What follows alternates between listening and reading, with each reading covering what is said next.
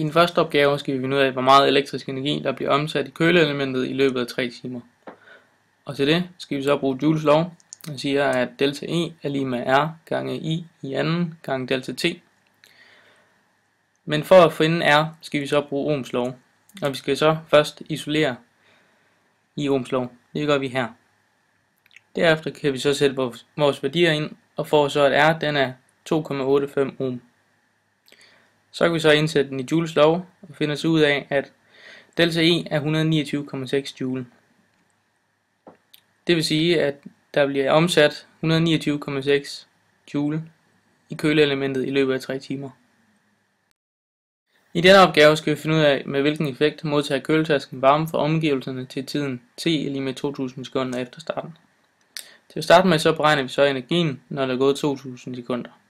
Siger vi 18 watt gange 2000 sekunder, det giver så 36.000 joule.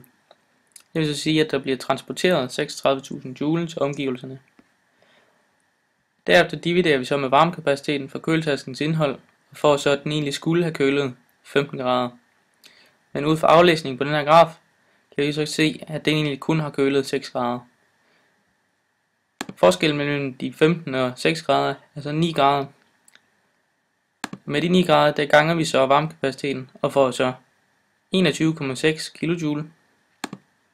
Så dividerer vi så de 21,6 kJ med de 2000 sekunder for at finde den effekt køletasken har modtaget varme fra omgivelserne af.